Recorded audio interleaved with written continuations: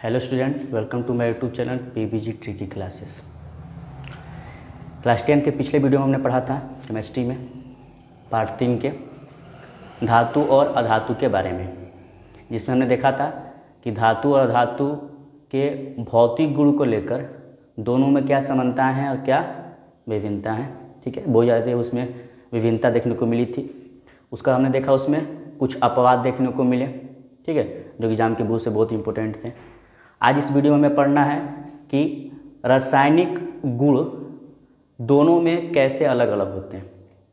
तो last video में जब हमने बताया था आखिरी में कि अगर बिना भौतिक गुण दिए, अगर पूछा जाए एग्जाम में कि बिना भौतिक गुण के दिए आप किस विधि द्वारा बता सकते हैं कि कोई तत्व धातु है कि अधातु, तो हमने बताया कि उसमें से जो भी तत्व होंगे उनका हम इलेक्ट्रॉनिक विन्यास निकालेंगे। इलेक्ट्रॉनिक विन्यास निकालने के पश्चात जो आखिरी सेल में, आखिरी कक्ष में जो इलेक्ट्रॉन बचेंगे वह बतलाएंगे कि वह तत्व धातु है कि अधातु है। तो हो सकता है कि इलेक्ट्रॉन 1, 2, 3 बचे हों तो वह धातु कहलाएंगे। इसके अलावा 4, 5, 6, 7 इलेक्ट्रॉन बचे हों आखिरी कक्ष में तो वो अधातु कहलाएंगे। तो उसी के आधार पर यहाँ हम देखेंगे कि एक तत्व वाला पॉइंट्स आता है, ठीक है। पॉइंट वो होता है जिसे हम बोलते हैं आयन। आयन की पहचान कैसे होती है, देखिए आयन। अब बात करते हैं आयंस की। तो आयंस दो प्रकार के होते हैं, एक होता है धनायन, एक होता है ऋणायन, यानी एक केटायन और एक एनायन। केटायन किसे कहते हैं? धनायन मतलब वो कि वैसा तत्व जो अपनी आखिरी कक्षा से इलेक्ट्रॉन को त्यागता हो ताकि वो ऑक्टेट को पूरा कर सके, अष्टक के नियम को पूरा कर सके, अपने स्टेबिलिटी को दिखा सके, स्थिरता को दिखा सके, ठीक है, वो धनायन होते हैं। और ऋणायन कौन होते हैं? मतलब एनायन वह तत्व जो किसी इलेक्ट्रॉन को लेकर अपने ऑक्टेट को पूरा कर सके, अपने स्थिरता को दिखा सके, स्टेबिलिटी को दिखा सके, वो होते हैं ऋणायन। तो आयन कितने प्रकार के हो गए? दो प्रकार के, धनायन और एक होता है ऋणायन। धनायन को बोलते हैं केटायंस और ऋणायन को बोलते हैं एनायंस। चलिए, तो यहां हम एग्जाम्पल समझते हैं कि रासायनिक गुण में कैसा महत्व है इन दोनों का, ठीक है। तो धनायन की बात करते हैं तो हम यहां एग्जाम्पल लेते हैं सोडियम को, जिसकी परमाणु संख्या होती है 11। अब इसका हम निकालेंगे इलेक्ट्रॉनिक विन्यास। इलेक्ट्रॉनिक विन्यास निकालते हैं 2, 8, 1। आखिरी कक्षा में कितना इलेक्ट्रॉन है? 1। अगर ये एक इलेक्ट्रॉन त्याग दे, इलेक्ट्रॉन दे दे, ठीक है, किसी अभिक्रिया में, तो ये अपने ऑक्टेट को पूरा कर लेगा। किसको पूरा कर लेगा? ऑक्टेट को पूरा कर लेगा। तो ये कैसे दिखाएगा? तो कुछ ऐसे, Na है, यहां से एक इलेक्ट्रॉन निकल जाएगा तो इसके ऊपर चार्ज कैसा आ जाएगा? Na+। यहाँ कितने इलेक्ट्रॉन पहले थे? 10, 11, और यहाँ कितने हो गए? 10, ठीक है। तो ये जो सोडियम है ये धनायन हो गया, और यही प्रवृत्ति बताती है, ठीक है, कि रासायनिक गुण में इलेक्ट्रॉन त्यागने की वजह से जो धातु इलेक्ट्रॉन को त्यागते हैं तो रासायनिक गुण में उनका व्यवहार अलग अलग यौगिकों में अलग अलग दिखता है। जैसे हम यहाँ बोलें कि इस वीडियो में हमें रासायनिक गुण का 2 पॉइंट मुख्य से पढ़ना है। कौन कौन सा?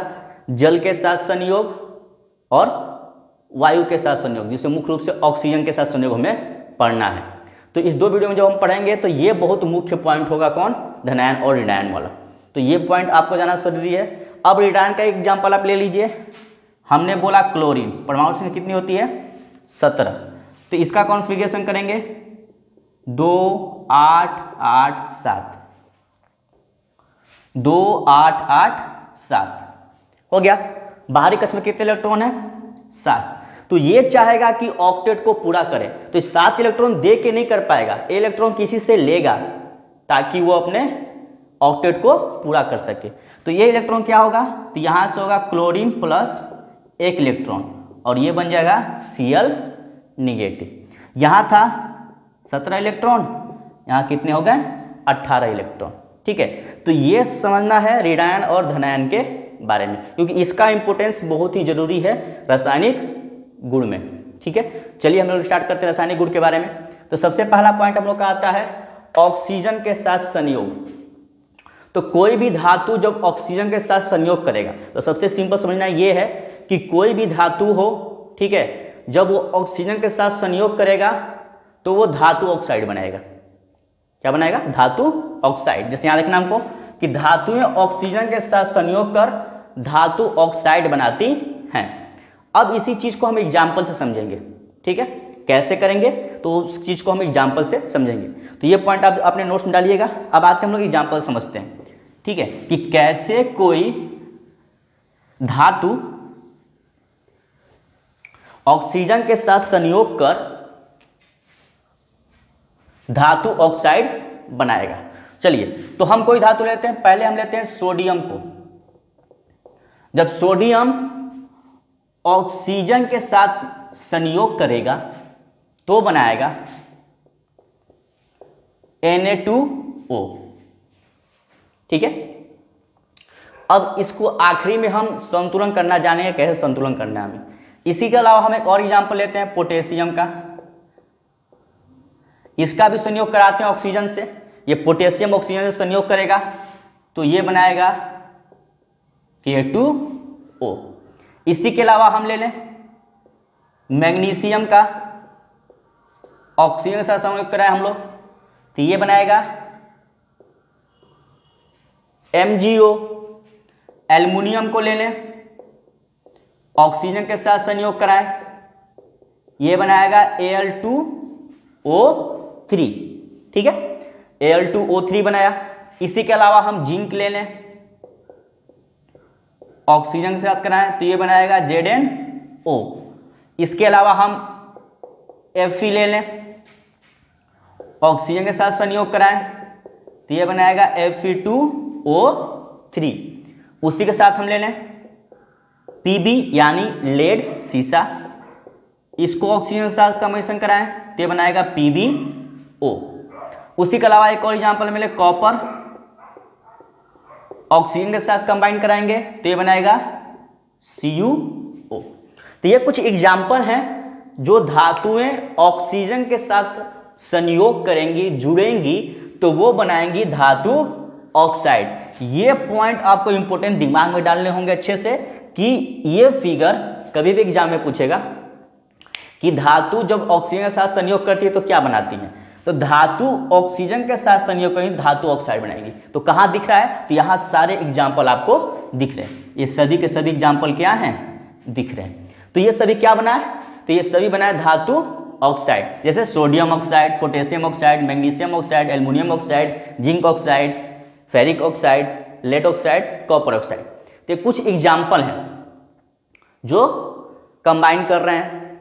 अब एक पॉइंट और आता है, वो पॉइंट क्या कि जब धातु ऑक्साइड को, ठीक है, जब धातु ऑक्साइड को जल के साथ संयोग कराते हैं तो वहां एक प्रवृत्ति देखने को मिलती है, कि नेचर देखने को मिलता है, वो ये कि जो भी धातु के ऑक्साइड होते हैं उनकी प्रवृत्ति भास्मिक होती है, मतलब बेसिक नेचर का होता है। और ये जानने के लिए धातु के ऑक्साइड को हम जल से अभिक्रिया कराते हैं। ध्यान से एक बात को, कि धातु के ऑक्साइड को जल से अभिक्रिया कराएंगे तो उनका प्रकृति भास्मिक दिखता है, ठीक है। और एग्जाम में क्वेश्चन पूछता है कि इनमें से किसका प्रकृति मतलब नेचर भास्मिक होता है, धातु का, अधातु का, दोनों का, इनमें से कोई नहीं। तो धातु का प्रकृति हमेशा भास्मिक होता है, ठीक है, जबकि अधातु का अम्लीय होता है। जब हम अधातु के बारे में पढ़ेंगे तो वहां देखेंगे। चलिए यहां हम देखते हैं। तो सबसे पहले आपको ये एग्जाम्पल आपके नोट्स में होने चाहिए, अच्छी तरह समझ में आना चाहिए कि कौन किससे बन रहा है। बैलेंसिंग भी चेक कर सकते हैं आप लोग, संतुलन। चलिए यहां से देख लेते हैं। सोडियम 2, यहाँ कुछ नहीं है तो यहाँ हम 2 लिख लिए, जबकि ऑक्सीजन 2 है। तो यहां से देखते हैं ऑक्सीजन 1 है तो इसको हम ऐसे बैलेंस कर लें, 2 कर लेंगे तो सोडियम कितना हो जाएगा? 4। आप चेक कर सकते हैं, सोडियम 4, यहाँ सोडियम 4, ऑक्सीजन 2 का 2 बैलेंस। यहां सकते हैं पोटेशियम 2 है, ऑक्सीजन 2 नहीं है, तो ऑक्सीजन के लिए हम 2 कर लें तो पोटेशियम कितना हो जाएगा? 4। वहां से कर सकते हैं मल्टीप्लाई कर, ठीक है। फिर यहाँ Mg देखते हैं, तो यहाँ ऑक्सीजन 2 है तो इस ऑक्सीजन के 2 के लिए हम यहाँ इसको 2 कर लेंगे तो यहाँ भी 2 हो जाएगा। ऑक्सीजन भी बैलेंस और मैग्नीशियम भी बैलेंस। यहाँ देखते हैं एल्युमिनियम 2 ऑक्सीजन 3, जबकि ऑक्सीजन यहाँ 2 ही है। तो इसके लिए हम ऐसा कर सकते हैं कि ये ऑक्सीजन तो 3 तो हो नहीं सकता, तो ऐसा करते हैं यहाँ हम 2 रख के देखते हैं।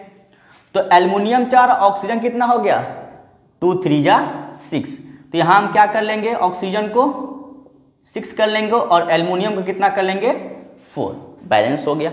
चेक कर सकते हैं आप लोग। यहाँ जिंक ऑक्साइड है, यहाँ ZnO है, तो ऑक्सीजन की उपस्थिति में यहाँ 2 ऑक्सीजन है, हम यहाँ 2 कर लेंगे, तो इसे इसके तुलना में जिंक भी 2 हो गया। इसके बाद Fe+O2 है, ठीक है, तो इसको हम क्या करेंगे Fe के लिए, तो वहां सेम बात ऑक्सीजन 3 यहाँ 2, तो ये बैलेंस तो हो नहीं सकता, संतुलन हो नहीं सकता, तो उसके लिए 3 के लिए हम इसके यहाँ क्या रख लें 2, तो ऑक्सीजन कितना हो गया 6। जब ऑक्सीजन 6 हो गया तो हम यहाँ ऑक्सीजन को कर लेंगे 3, ठीक है, ऑक्सीजन को क्या कर लेंगे 3, 3 दूना 6, और ये कितना हो गया Fe 4, यहाँ भी 3 होना चाहिए था, ठीक है। अगले बात देखते हैं PbO2, तो PbO बन गया, तो ऑक्सीजन की उपस्थिति में यहाँ हम 2 कर लेंगे, तो यहाँ Pb भी 2 हो जाएगा।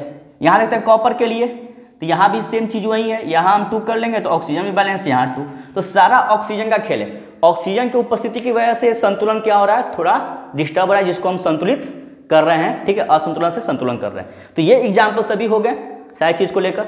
अब हमें देखना है कि कैसे इसका नेचर भास्मिक होता है। चलिए तो किसी एग्जाम्पल को लेकर चलते हैं हम लोग। तो इनमें से हम किसी एग्जाम्पल को ले लें, किसको Na2O को ले रहे हैं, सोडियम ऑक्साइड को। इसकी अभिक्रिया कराते हैं H2O से, तो ये बनाता है NaOH, और OH ही ग्रुप तो क्या होता है भास्मिक का पहचान है, ठीक है, बेसिक का क्या है पहचान है OH ग्रुप, ठीक। तो OH यहां से हमको मिला, मतलब क्या ये भास्मिक है, और जहां H+ मिलता है वो क्या होता है अम्लीय। तो ये सोडियम हाइड्रोक्साइड मिल गया। अब यहां से इसको आप संतुलित करके चेक कर सकते हैं, सोडियम 2, तो इसके तुलना में हम सोडियम को यहाँ 2 कर लेंगे, ऑक्सीजन 2 हाइड्रोजन 2, तो यहां से हम देख लेंगे, ठीक है, 2 ऑक्सीजन 2 हाइड्रोजन, हाइड्रोजन 2 तो है और ऑक्सीजन 1 1 2, बैलेंस हो गया। किसी और एग्जाम्पल को आप लेके देख लीजिए। अगर हम ले लेते हैं MgO को, ठीक है, अब इसको हम कराते हैं H2O से, तो ये बनाएगा MgOH का होल ट्वाइस, ठीक है।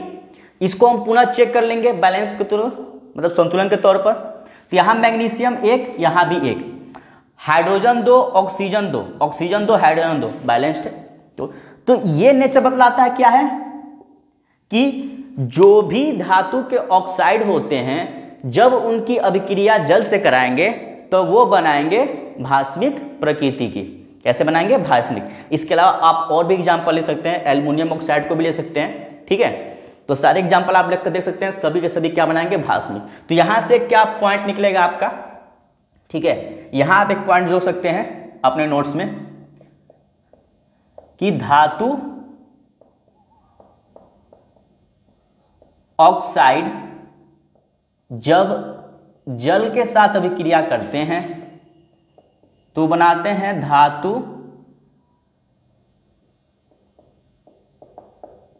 हाइड्रोक्साइड, धातु हाइड्रो ऑक्साइड बनाते हैं। तो ये समझ में आया पॉइंट, ठीक है, कि कैसे कोई धातु ऑक्सीजन से अभिक्रिया करके क्या बनाता है, ठीक है, और वो धातु का ऑक्साइड जल से अभिक्रिया कर क्या बनाता है। ये 2 पॉइंट। अब सबसे इंपोर्टेंट पॉइंट आता है जो ज्यादातर एग्जाम में पूछता है कि द्विधर्मी ऑक्साइड किसे कहते हैं, यानी एम्फोटिक ऑक्साइड किसे कहते हैं। तो देखा जाए सिंपल में, तो वैसे ऑक्साइड जो अम्ल या क्षार के साथ अभिक्रिया कर लवण और जल देते हैं। एक सिंपल परिभाषा ये हो गया, या ऐसे कर सकते हैं कि वैसे ऑक्साइड जो अम्ल और क्षार दोनों की प्रकृति रखते हैं, मतलब दोनों की प्रकृति दिखाते हैं, वही कहलाते हैं द्विधर्मी ऑक्साइड, ठीक है। सिंपल में आप ये परिभाषा लिख सकते हैं दोनों में से कोई भी, कि वैसे ऑक्साइड जो अम्ल और क्षार के साथ अभिक्रिया कर लवण और जल देते हैं, या वैसे ऑक्साइड जो दोनों की प्रकृति एक साथ रखते हैं, अम्ल और क्षार दोनों की, वो कहलाते हैं द्विधर्मी ऑक्साइड। आते परिभाषा रखते हैं। परिभाषा क्या है द्विधर्मी ऑक्साइड का, वे धातु ऑक्साइड जो अम्ल और क्षार दोनों से अभिक्रिया करते हैं और लवण और जल उत्पन्न करते हैं। क्या उत्पन्न करते हैं? लवण और जल। ये इंपॉर्टेंट पॉइंट दिमाग में रखना है कि लवण और जल उत्पन्न करते हैं, वह कहलाते हैं क्या? द्विधर्मी ऑक्साइड। इसके एग्जाम्पल बहुत इंपॉर्टेंट है क्योंकि हर बार एग्जाम में एग्जाम्पल उठा के ही देता है। एग्जाम में क्या पूछेगा मल्टीपल्स में, वस्तुनिष्ठ प्रश्न में, कि इनमें से द्विधर्मी ऑक्साइड है और एग्जाम्पल आपके इन्हीं में से हो सके 3 दे दे और लास्ट में दे दे सभी, या इनमें से कोई एक दे और 3 अलग कर दे। तो आपको एग्जाम्पल याद करने होंगे। एग्जाम्पल कौन कौन है? Al2O3, ZnO, PbO, BeO, ये सब एग्जाम्पल हैं द्विधर्मी ऑक्साइड के। अब ये मेन पॉइंट आता है कि कैसे हम जानें कि द्विधर्मी ऑक्साइड अम्ल और क्षार के साथ अभिक्रिया करके लवण और जल देता है। तो आइए एग्जाम्पल देखते हैं, ठीक है, कि कैसे करता है। ये सारे पॉइंट्स आप अपने नोट्स में डालेंगे। अब आते हैं अगले पॉइंट में, एग्जाम्पल में द्विधर्मी ऑक्साइड कैसे कहलाएगा।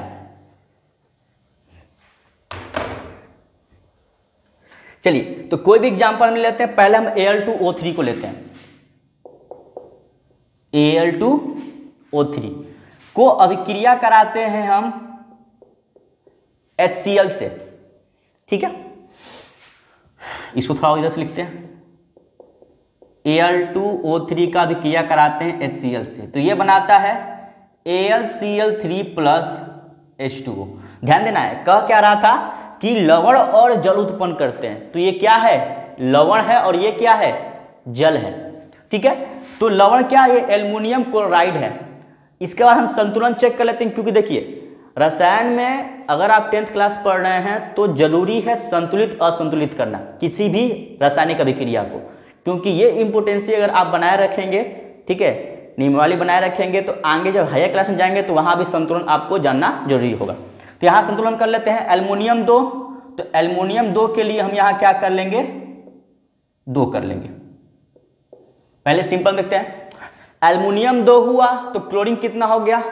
2 3 जा 6, मल्टीप्लाई करते हैं तो 6। तो यहां से हम देखते हैं कि क्लोरीन कुछ नहीं था, तो यहां हम क्या कर लेंगे? 6। सिंपल हो गया। हाइड्रोजन कितना हो गया? 6। तो 6 करने के लिए हम क्या कर सकते हैं? यहां हम जोड़ लेंगे 3। जब हम 3 जोड़ेंगे तो हाइड्रोजन 6 और ऑक्सीजन कितना हो गया? 3, और ऑक्सीजन पहले से 3 है, संतुलन हो चुका है। तो ये बन गया क्या कि द्विधर्मी ऑक्साइड का जो परिभाषा बोल रहा था कि किसी भी वैसे ऑक्साइड को जो दोनों की प्रकृति रखते हैं, तो जब कभी भी अगर हम अम्ल के साथ अभिक्रिया कराएंगे तो वो लवण और जल देगा, अगर भस्म के साथ भी अभिक्रिया कराएंगे तो लवण और जल देगा। वहां भी देख लेते हैं।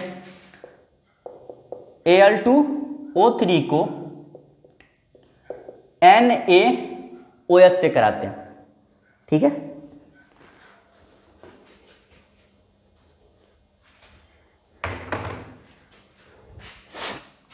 इसको कराते हैं तो ये बनाएगा Na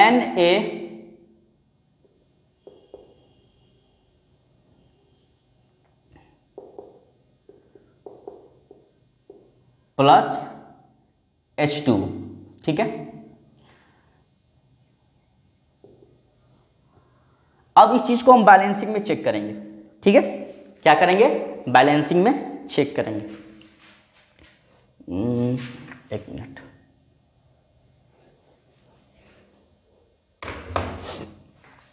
ठीक है। इसको हम क्या करेंगे? बैलेंसिंग में चेक करेंगे।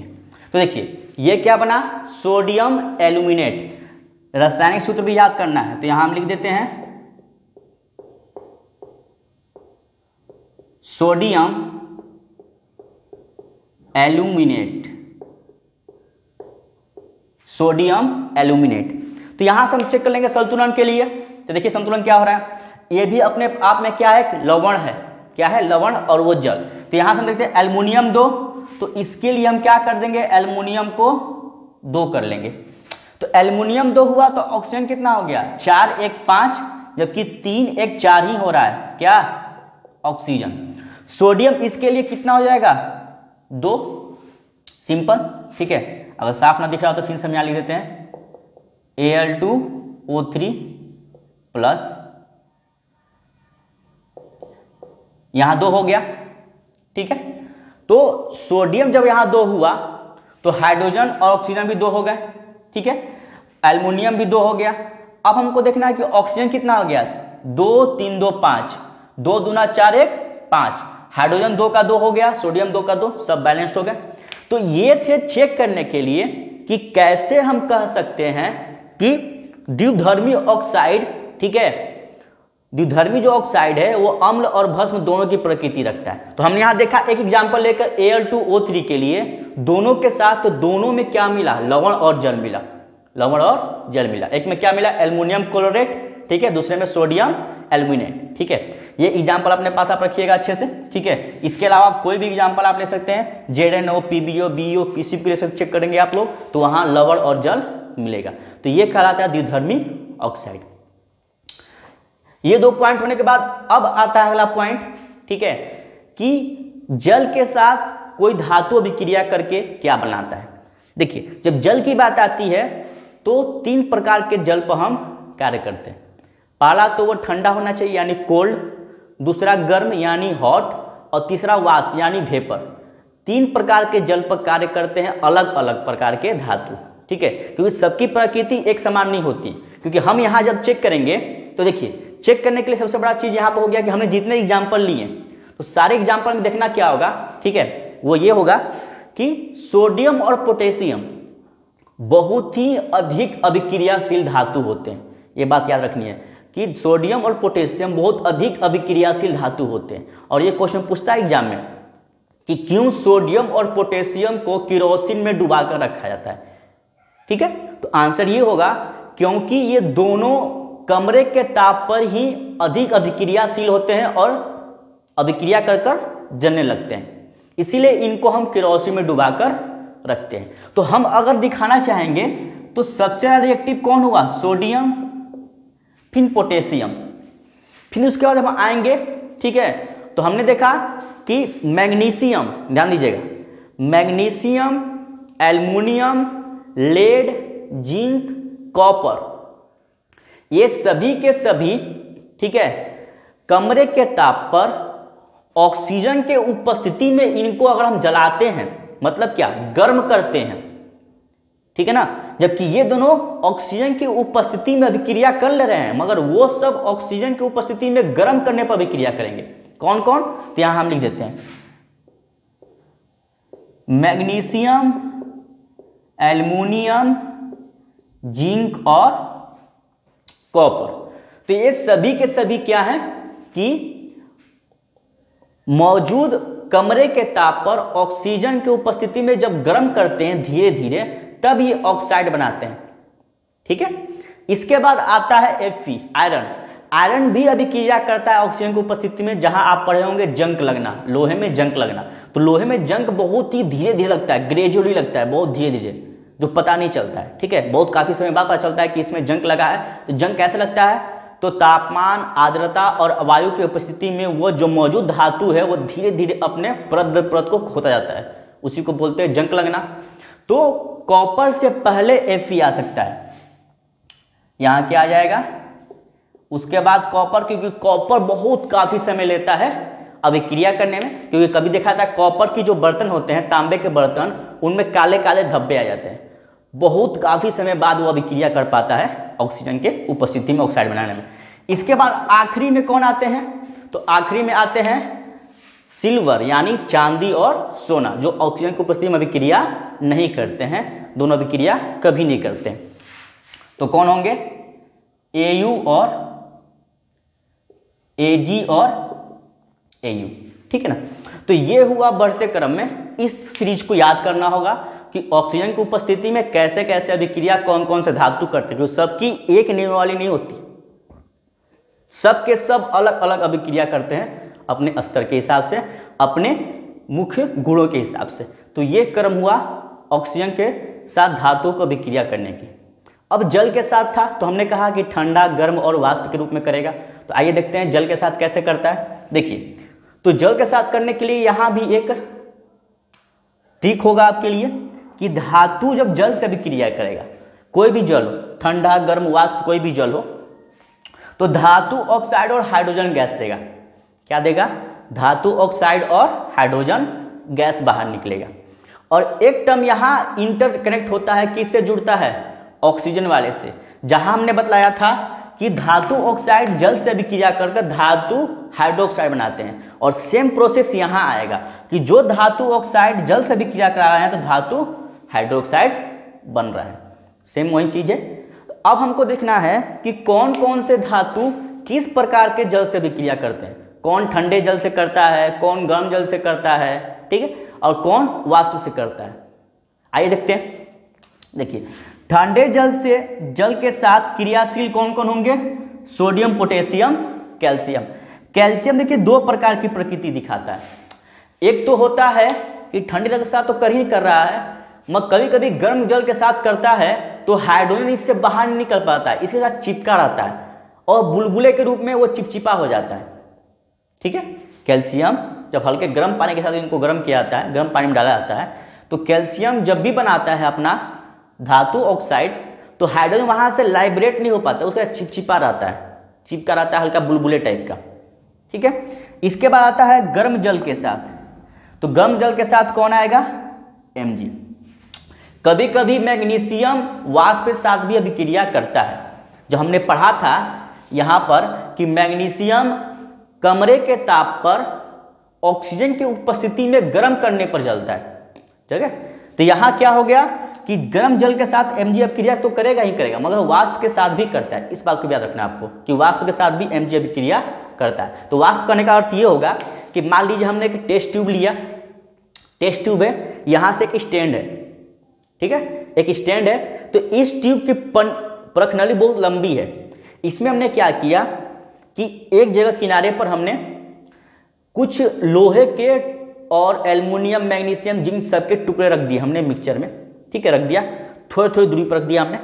इसके बाद हम यहाँ एक बर्नर जलाते हैं, तो बर्नर जलेगा यहाँ से, तो जब यहाँ जलेगा और इसी जगह पर हम क्या करेंगे, एक कॉटन रुए को भिंगा कर रख देंगे। तो जब वो कॉटन गर्म होगा तो जल वाष्प के रूप में, क्योंकि वाष्पीकरण पढ़ा आपने कि ताप की उपस्थिति में जल अपनी अवस्थाएं बदल देते हैं, वाष्प के रूप में चेंज हो जाते हैं। तो जैसे ही ये गर्म होगा तो वो कॉटन से, रुए से जल वाष्प के रूप में पूरे प्रखनली में फैल जाएंगे, और वही गर्म वाष्प धीरे धीरे उन धातुओं पर पड़ने लगेंगे। तो वो धातु धीरे धीरे, बहुत से ऐसे मिलेंगे, ग्रेजुअली धीरे धीरे ऑक्साइड के रूप में परिवर्तित हो जाते हैं। तो वो होता है वाष्प से अभिक्रिया। तो देखते हैं केवल वाष्प से कौन करेगा, एल्युमिनियम, Fe, जिंक, तो ये सब करते हैं वाष्प से अभिक्रिया। और कुछ ऐसे भी होते हैं जो अभिक्रिया करते ही नहीं है। ठीक है, किसी भी जल से अभिक्रिया नहीं करते हैं। कौन कौन होते हैं, वो होता है लेड, कॉपर, गोल्ड और सिल्वर। तो ये सारे एग्जाम्पल आपको याद रखने होंगे। चलिए एक दो एग्जाम्पल हम करके देख लेते हैं कि कैसे जल के साथ अभिक्रिया करता है। चलिए, ये सारे पॉइंट आपके नोट्स में जाने चाहिए।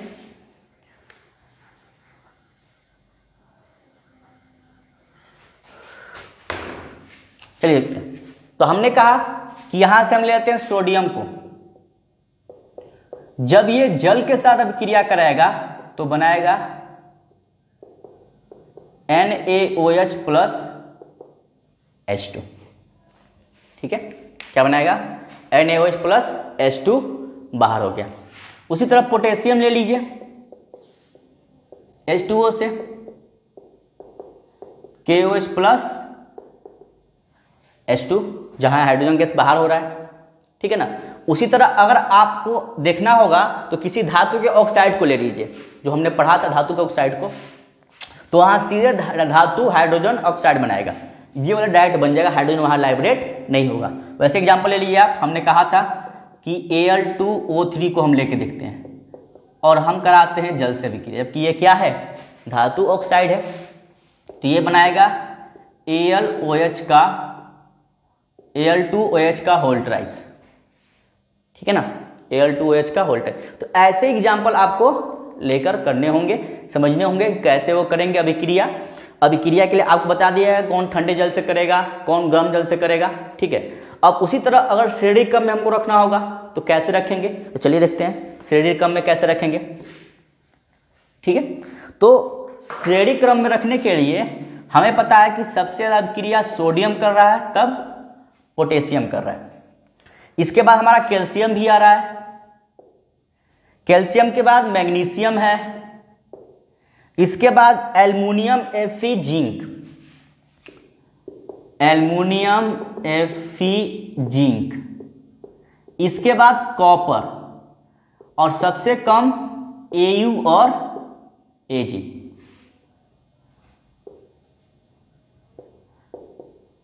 Au और Ag ये कर रहे हैं। तो ये श्रेणी क्रम बढ़ते क्रम में है, जानना होगा कि जब हम इधर से इधर चलते हैं तो बढ़ते क्रम में सबसे ज़्यादा सोडियम है और इधर से जाकर घटते क्रम में तो कौन सबसे ज़्यादा कम Ag है, सिल्वर। ठीक है, तो ये नियमावली याद करनी होंगे कि कैसे हम बता सकते हैं कि कोई धातु जब जल के साथ अभिक्रिया करता है तो क्या बनाता है।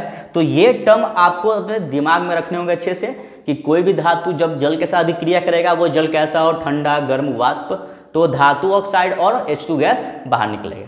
यहाँ जो दिख रहा है नहीं, तो कोई धातु ऑक्साइड जब जल से अभिक्रिया करेगा तो धातु हाइड्रोजन ऑक्साइड बनाएगा। क्या बनाएगा? धातु हाइड्रोजन ऑक्साइड। जहां पर हमने एग्जांपल एक और लिया था कि मान लीजिए इसी में से हमने ले लिया MgO और H2O से हम करा रहे हैं, तो क्या बना रहा था? MgOH का होल ट्वाइस। ठीक है, तो ये सारे चीज हमको दिमाग में रखने होंगे और अच्छे से बनाने होंगे, देखने होंगे कि कैसे ये अभिक्रिया कर पा रहे हैं। ठीक है, इसी तरह ठीक है, जब अगले हम वीडियो में देखेंगे तो फिलहाल इस वीडियो में हमें बस यही 2 पॉइंट देखने थे रासायनिक गुण के बारे में धातुओं के अंतर्गत। अगले वीडियो में देखेंगे क्या कि कौन से धातु या धातु अम्ल के साथ अभिक्रिया कर क्या देते हैं और इनके अलावा अन्य लवणों के साथ अभिक्रिया कर क्या देते हैं। ठीक है, तो आई होप आपको ये सारे पॉइंट समझ में आए होंगे। ठीक है, जो एग्जाम के व्यू से बहुत इंपॉर्टेंट है। ठीक है, तब तक के लिए आप सारी चीज़ को नोट्स में डालिए। ठीक है, मिलते हैं अगले वीडियो में। All the best.